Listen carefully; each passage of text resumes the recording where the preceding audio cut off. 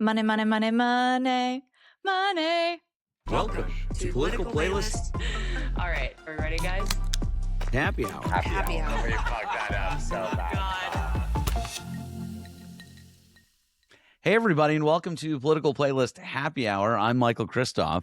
I'm Anna Muskie-Goldwyn. That sets the record for shortest cold open we've ever done, without a doubt. Look at And me being succinct. And most pleasantly surprised by Michael at an Anna impromptu improv cold open. That was excellent. And I am giving you a golf clap right now. I love it. That was excellent. That was so good. And it was so on topic, too, for what we're about to talk to today, because we are joined in a moment by Maia Cook. Let me tell you a few things about Maia Cook, and then I'm going to tell you what we're going to talk about. She is younger than you. She is definitely smarter than you.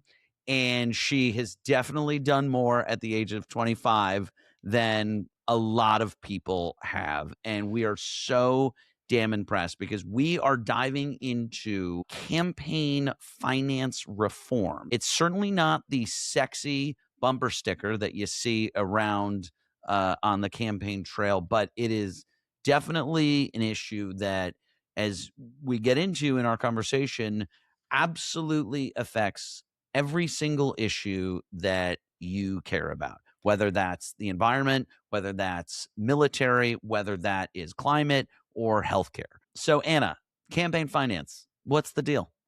Well, before we get into Maia's background and the organization that she leads, I think it's important to mention that a lot of people now, we're seeing this kind of coming together, I think generationally, specifically amongst Gen Z, millennials, understanding that money in politics has gone too far. And that what we're going to talk mainly about today is the presence of super PACs and sort of the stronghold that super PACs have on candidates and therefore legislation. And I think this is something that we've been privy to for such a long time, not just because we read the news and see what's happening, but also because when we've talked to young people running for office, one of the biggest barriers to entry for young people running is that they cannot afford to run a political campaign, because unlike some of their older cohorts, certainly like incumbents, they do not have any sort of independent wealth or saved money that they can fall back on. The episode we're going to be releasing later this week with a candidate in Ohio, he's still working a full-time job as he's running for Congress. Yeah. And that's true of so many young people running. And so I think that this issue of getting big money, dark money, super PAC money out of politics poses such a clear advantage to allowing new voices, younger voices, new ideas into the political system that currently feels shut out. So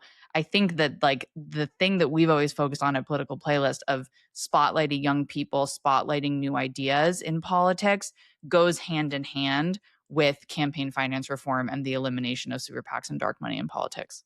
Totally. And the big buzzy word, name, whatever you want to call it, that I think everybody knows and references is Citizens United, which was a landmark Supreme Court case which opened the floodgates for unlimited corporate donations. But what we learn in talking with and several follow-up questions on our part, in talking with Maia, we understand that, well, yes, Citizens United is a thing, but there's actually another case called Speech Now that is actually the legal mechanism and a separate case, a result of a byproduct of Citizens United passing, that is the actual legal mechanism that allows for these things. So if you think prepare of it to have like, your mind blown.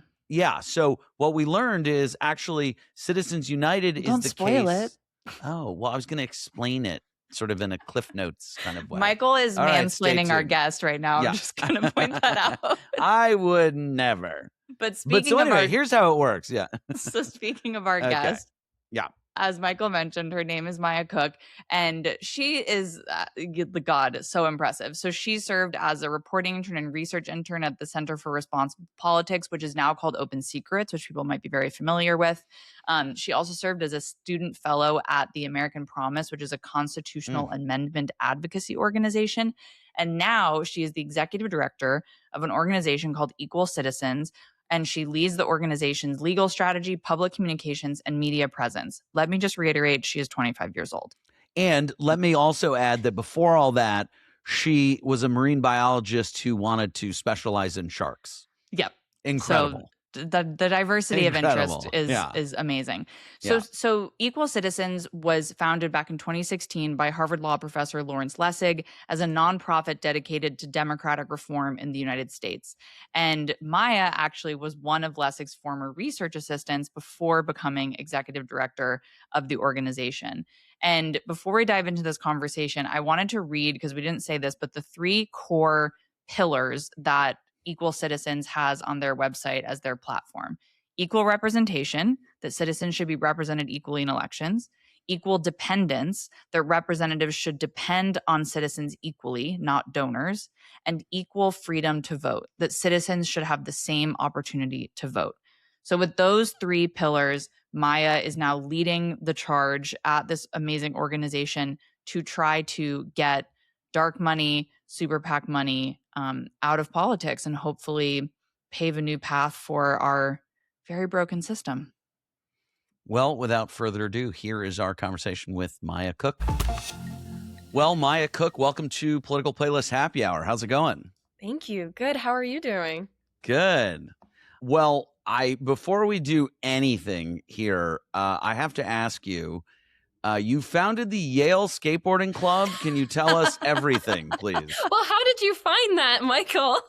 We have a great very thorough research team. Yes. Wow. Project Veritas in the room with us. That's crazy. Well, there wasn't a club on campus, and I saw the opportunity to make one. I made it.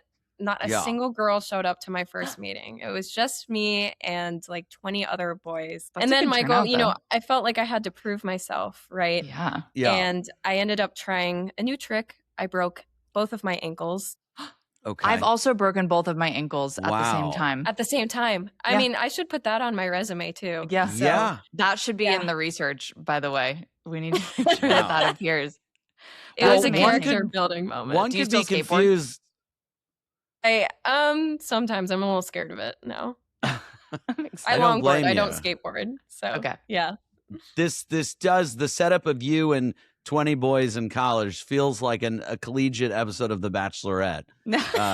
Accidentally, which, by the way, I'm totally for that. Like, well done on your part. I mean, I also like though you. that it's Yale skateboarders, which feels like a really niche grouping of people. Yeah, it would be a very specific type of college bachelorette.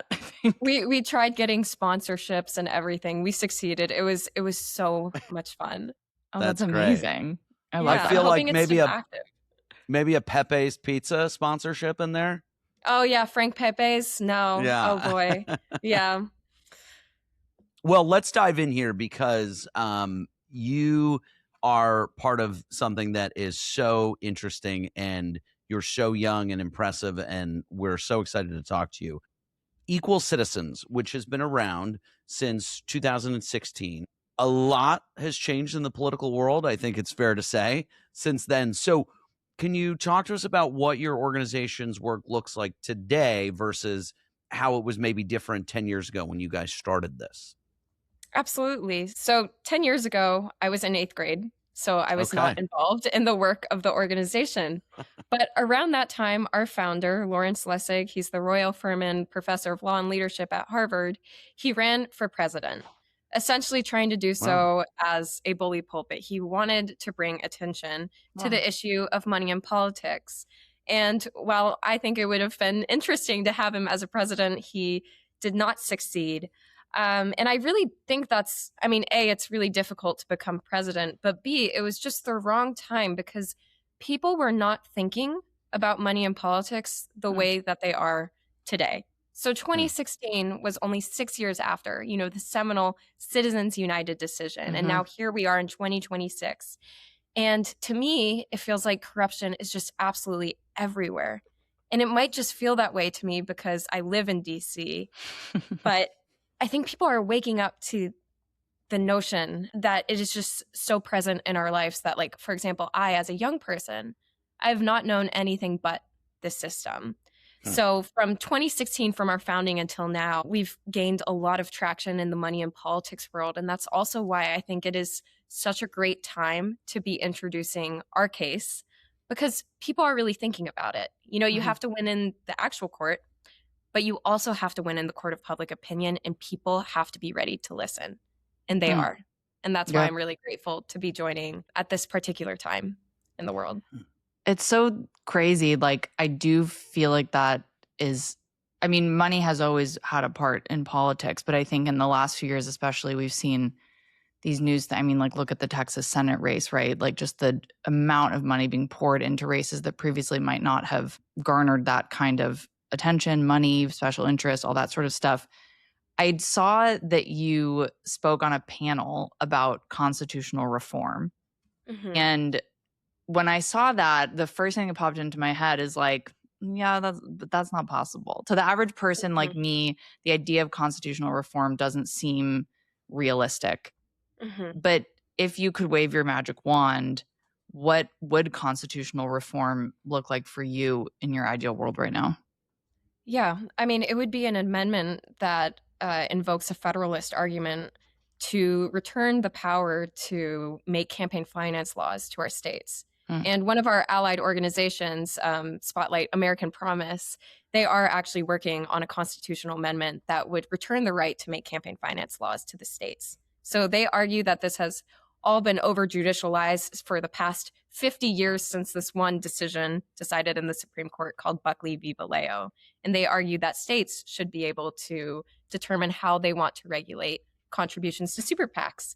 But Anna, I will say, as much as I love their work, I think that's going to take a long time, and it has. Right. And they've been around for a while, and I believe they have 25 states, which is amazing, 25 out of 38 that have already proposed legislation for this constitution. So they are making progress. But if we want something more in the short term, I think the more plausible solution is to go through the courts. And that's what my organization, Equal Citizens, is trying to do. So what does that look like? I mean, like, can you just lay out, if you do want to have constitutional reform without an amendment, what does that look like from a legal perspective? That looks like, well, from our specific case, is manufacturing a case, trying to get a specific court to consider a specific question. And in order for a court to do that, you have to have a lawsuit. So we strategically planned for this lawsuit that later became known as Dinner Table Action v. William Schneider. William Schneider was the former Attorney General of Maine. Dinner Table Action is the name of a super PAC. And in 2023, we supported the state of Maine, the people in the state of Maine, these grassroots organizations, in their quest to start a ballot initiative, to get signatures for a ballot initiative that would propose contribution limits, establishing a $5,000 contribution limits to super PACs that spend in Maine elections. And this passed in 2024. In fact, it passed with flying colors. It was the largest number of Maine citizens to turn out for anything in the history of the state. And then immediately it was challenged. And this is actually the genius of our strategy, because we wanted this to happen. We wanted this to be challenged because we knew that we would get opposition saying that this was some violation of the First Amendment, right? We knew that these dark money groups would come for us. They did. We applied to intervene in the case. We made it to the district court and the Maine Federal District Court, and we knew that win or lose there, we'd make it to the First Circuit. And I'll explain why the First Circuit is so important. It's because it has the ability to consider these constitutional questions that we're talking about without the burden of prior precedent. So had we not had this ballot initiative within the jurisdiction, within Maine, we would have made it to a different circuit court, and that would have reduced our ability to win. So we're currently in the First Circuit. Our attorney is the incredible Neil Katyal, And I always tell people that if you don't know him by name, you certainly know his work. He recently won the tariffs case just several months ago, and he's absolutely incredible. So our founder calls him the tariff slayer. And now we're hoping that he can be the super PACs slayer. Now, I don't know if he'd endorse that. Tell Mr. Katyal that he has a big fan in me on this podcast.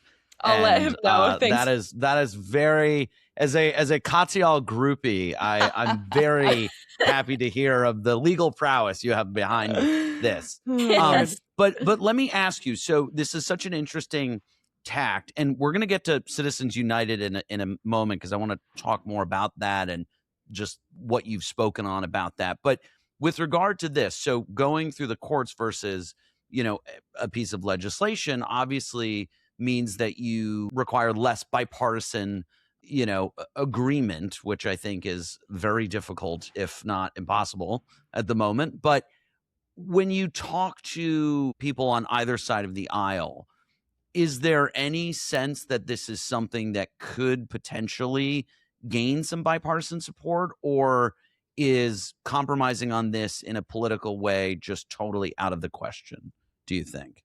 Notwithstanding any sort of court procedures and laws that might occur from that. Yeah, I mean, just addressing the question of bipartisanship, we have seen already so much support for our court case. And I think that's what makes our strategy unique, is we don't have to formally go about gaining endorsements, from people that are in Congress. Like, anyone can propose a bill, and there's a good chance that if you're just a regular person like me, proposing a bill, even Lawrence Lessig proposing one and getting some legislator to sign on to it, it's not going to make it that far. But our court case, we have to be heard. We can be appealed. And we have an incredible group of Republicans and Democrats that have been supporting us. One of our amicus briefs was authored by this group called Issue 1, and they have this reformers caucus of former governors, former representatives. We had 12 Democrats sign on and 12 Republicans. Wow. So I'm from Kentucky, and I love telling people that my family is politically diverse, not politically divided. So I identify, thank you. I identify as a moderate, but I have Republicans in my family, and then I have far left Democrats in my family. And the reason I love my role is because I get to talk to these things. I get to go home, and my whole family understands what it is that we're trying to do. And I love that the aspect of politics, by going through the courts, has kind of been removed from this, right? We're simply addressing a constitutional question. We're not trying to, play a game where no one can win, right? Yeah. Do you feel like, to that point, what is the pushback, I guess? The pushback obviously is the big money, the super PACs and that kind of thing. Are there current elected officials that you get pushback from, or do you guys stay out of that? Absolutely. Well, I think the pushback comes literally just from people that don't understand this. And I know we're going to get into this soon, but it's very, very important for our audience to know that we are not trying to overturn Citizens United. If there is one thing that I want to be taken away from this podcast, it is that we do not need to overturn Citizens United to get rid of super PACs. Okay. So some of our opposition, it's not coming from people who are, coming from these dark money groups and really, want to retain the ability to spend anonymous war chests of money in favor and opposition of candidates. Our opposition is even coming from people like Bernie Sanders, who is telling everyone, imagine this in a Bernie Sanders voice. I can't do it. I won't do it. Michael can do it. But we need, top 1%, and we need to overturn Citizens United. And that has done so much harm for our movement, because everybody knows that we are not going to overturn Citizens United anytime soon. But what we can do is overturn a lower court decision called Speech Now, which actually created super PACs. What was that decision? Speech Now v. FEC was a decision that came 3 months after Citizens United. And it was not decided in the Supreme Court. It was decided in the DC Circuit Court, which I'm actually calling 3 minutes away from. And to understand super PACs, you have to understand that a super PAC is defined by its ability to spend unlimited sums and its ability to receive unlimited sums. Citizens United, that tackles the independent expenditure, the spending piece. But Speech Now opened the floodgates for people and corporations to be able to donate unlimited sums to these independent expenditure groups, these super PACs. So without Speech Now, we would not have super PACs. And the great thing is, we don't have to overturn Citizens United to get rid of them.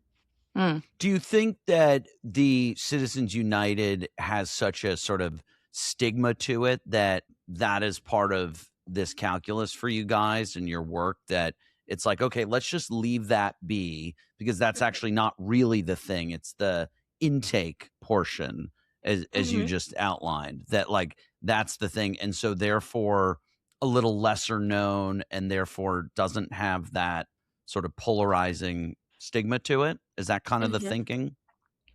Absolutely. I mean, that's like, that's the thinking from a strategic perspective, but even just from a legal perspective, we wouldn't want to challenge Citizens United because we are addressing the question of contributions. It's so funny because people don't understand that Citizens United says if there is a risk of quid pro quo corruption, which is the legalese way of saying political bribery. If there is a risk of political bribery, the government can regulate contributions to these independent expenditure only groups. Citizens United and this former decision, Buckley v. Vallejo, said, well, we can't regulate the independent expenditures because that, if they're truly independent, uncoordinated with the candidates committee, they don't create that risk. So one story that I'll just share is, you're absolutely right. Everyone thinks it was Citizens United. And I thought that too. I realized when I was younger that campaign finance reform touches every single issue I care about, whether that's healthcare or environmental justice. And I realized that we would need campaign finance reform, but I didn't realize that the solution wasn't Citizens United. So when I was 18, I delivered a TEDx talk for 18 minutes advocating for us to overturn Citizens United. And I was completely wrong, and so is the other 99% of the population that believes Citizens United is responsible for super PACs. So sorry, I'm like, this is so enlightening to me because it's interesting. We've been having a lot of conversations recently with young candidates in competitive primaries. And one of the through lines that we've seen from a lot of the Democrats that we've spoken with is the tagline that I'm coming in to stop corruption and money in politics, and I want to end Citizens United. And I think some of them may know exactly what you're talking about, but it's a helpful campaign slogan for them. I'm sure a lot of them don't. Like I did not, and I might assume that Michael didn't know the inner workings of all this. Can you just, what is the good part of Citizens United? Or like why do we want Citizens United? And what are the pieces of it that people are sort of saying makes it bad? So what people are trying to do is preserve the famous line in Citizens United that basically equates money to political speech. Okay. And if you're, a free speech advocate, and we live in a democracy, free speech is everything. If you're a free speech advocate, if money is an extension of political speech, you don't want to limit how much money is spent in elections, because as an extension of that, you would be reducing somebody's free speech capacity.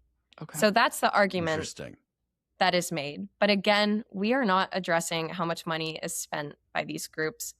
We're addressing the question of how much they can receive. And I'll add that it has been the status quo that campaigns themselves, not super PACs, but campaigns, are not able to receive under a certain threshold. I think this year, like as an individual, you can give like $5,000 to a candidate committee. And I'll tell you the reason that this is a law, the reason that the FEC has to enforce this is because once you give over that threshold, it starts to look an awful lot like political bribery. And Citizens United, I'll say they were absolutely correct when they said, okay, independent expenditures, let's let those be unlimited so long as they truly are not bribes.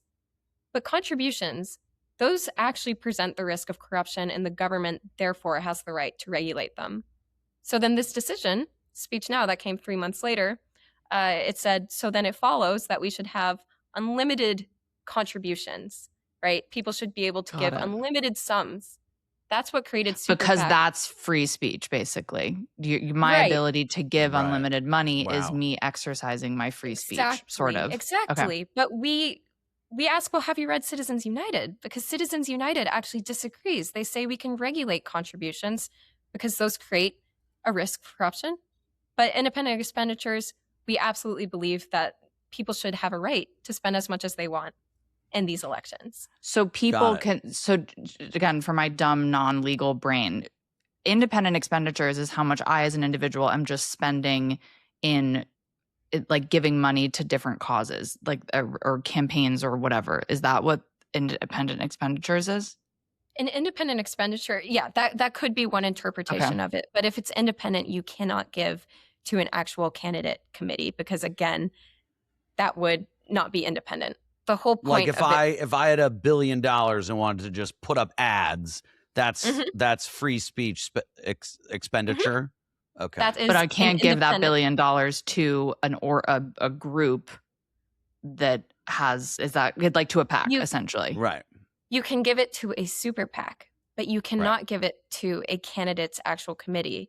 And the issue there is that if you give $1 million to a super PAC, it's very likely that the legislator is going to know who you are, even if you conceal your name by giving to a C4. And that's our argument. That's the real risk, because then these legislators are dependent on these large donors who, although they did not give to the actual campaign, they gave to the super PAC supporting the candidate. Right. So these loopholes have created this incredible distortion. Right. So and I'm sure you could tell stories about technically super PACs are not allowed to communicate with campaigns, but there's kind of a way where they start to run. They do, because they run ads on certain issues that are the dog whistles to then what should be talked about and what influence they have. And it's kind of a very, I mean, it is the definition of dark money. Dark money. Yeah. Right. And the reasoning in Citizens United was we would have people to actually police this. But as it stands, the FEC, Trump this is just a fact, this is not partisan, but he's removed a lot of commissioners with no reason. Like Ellen Weintraub, for example, he removed her in 2024 without giving a reason. And the FEC, as it was already pretty much a toothless tiger. They weren't able to really police campaign finance or regulate. So at the end of the day, coordination is happening on a daily basis. Yeah. Nobody is there really to take care of it. Okay. So, I have a question about that, but I need to go back to help my brain figure this out for a second. We can put you on a sidebar with Neil Katyal if you want. Yeah, maybe I just need Neil. Yeah, I know somebody who knows we have him. Maia Cook here. Yeah. We have the executive director of the organization. What are you talking about? I'm going to dig as deep as I can. Okay.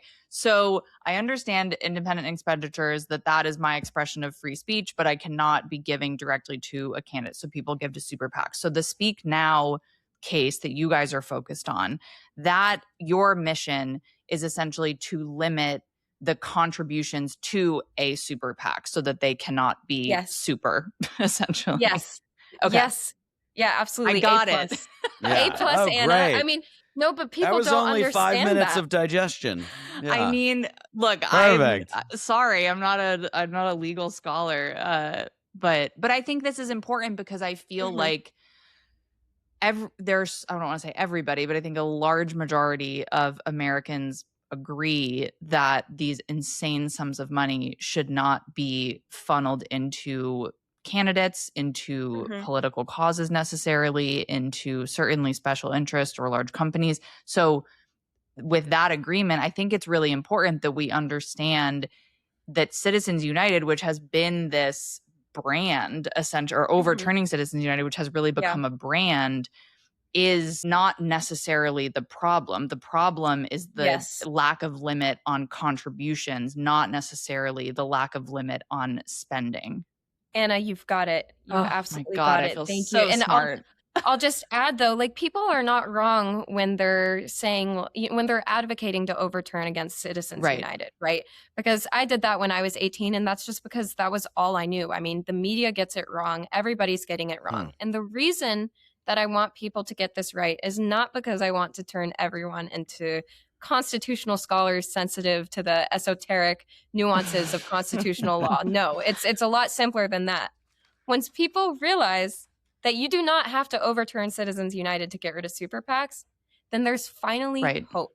Then there's finally something we can do about it. Because even if you understand Citizens United, you will understand that this is not getting overturned with our current Supreme Court. So what can we do, right? There's a constitutional amendment that's going to take a very long time. I support it, but it's going to take a long time. But what we can actually do is target the real root of the issue, which is speech now via FEC. And that's what I want people to understand.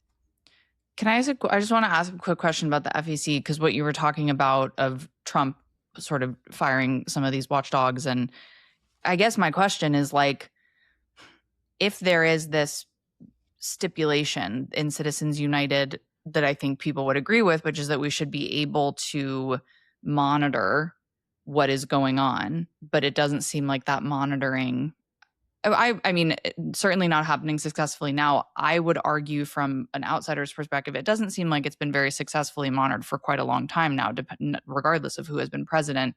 So, like, what do we do? How do you get that monitoring back, even in the scenario that you guys are hoping for, which is to limit the contributions to these groups?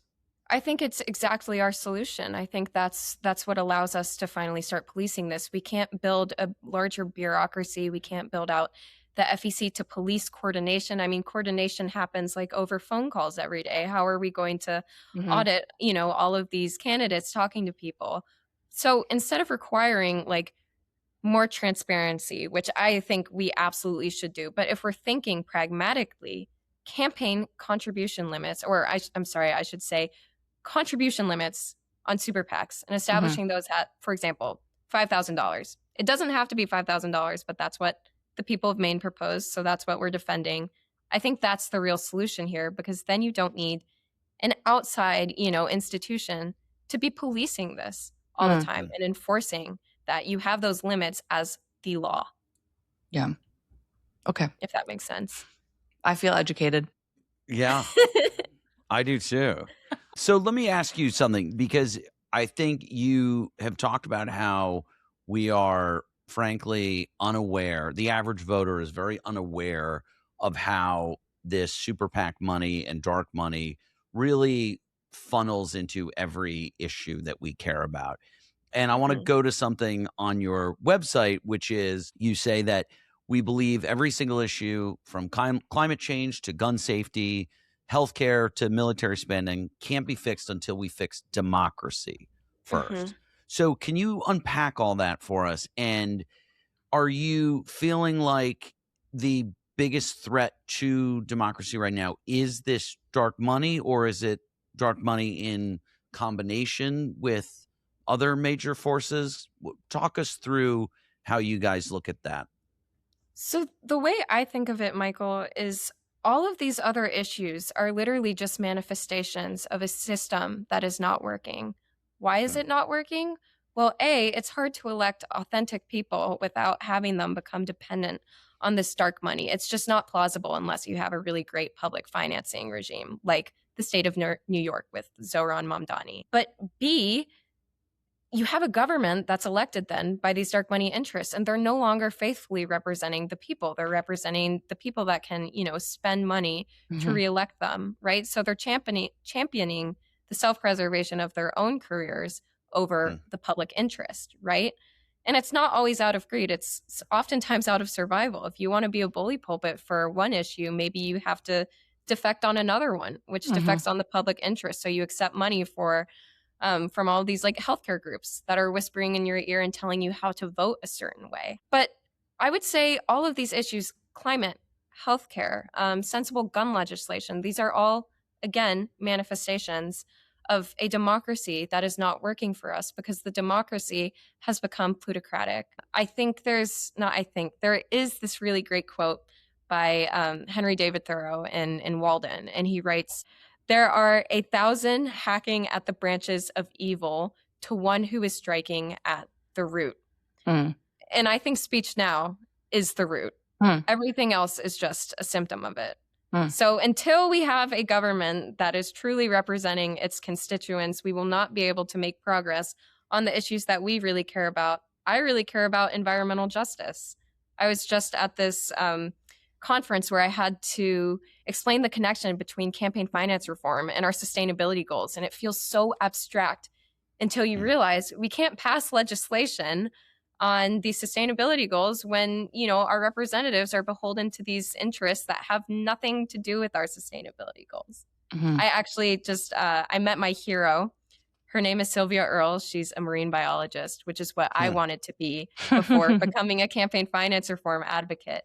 And she's 90 years old. Wow. Like our founder, she's given like 1 million TED Talks. And I explained to her the work that I'm doing at Equal Citizens and how it connects to my work, like as somebody who really, my passion for the environment. And she said, that's great. She said, you know what you need to do, Maia? And I said, what? I was so excited. I was like probably blushing too, because I was talking to her. She said, you need to go to Capitol Hill with your flippers on and kick those legislators in the shin. And hearing that from her was like divine. I mean, it was my hero. So that's great. If she was able to understand that connection, I think everybody can. Once you start realizing that everything you care about is just a symptom. So can I ask you about that moment for you where you just said, I wanted to be a marine biologist, but then I fell into campaign finance reform. What was that moment of change for you? Where did that awakening happen? Well, I wanted to stay in academia and do research, and I really care about shark conservation. I really love it. I scuba dive and I take videos of sharks, and they don't go very far, these videos online, but I like publishing them just to, change the narrative around sharks because they're wildly abused thanks to Steven Spielberg's Jaws, right? Everyone's so scared of them. But I take these videos of them and I post them online, and I could see myself doing this for a lifetime and doing research, but research can only go so far because if you don't have legislation that will allow you to act on the conclusions of this research, for example, you're doing research and you realize, well, we need less pollution in our wetlands. Well, how are you going to enforce that? How do you govern it? You go to the government, right? You pass legislation. Well, I realized I can't pass that legislation in a government that is suffering from regulatory capture.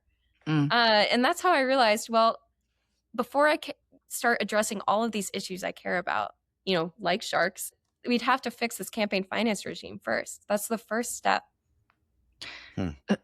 That's a very enlightened moment. I feel like I'm just imagining you're like underwater scuba diving, having this like full like life course change. It's amazing. But I want to just end on something is because I feel like so many young people in general, but I think specifically young people feel the way that you feel, that we feel, which is that the system is being degraded specifically by money. And I think that I feel like we're at this interesting political turning point where that is becoming a uniter of the right and the left generationally, especially.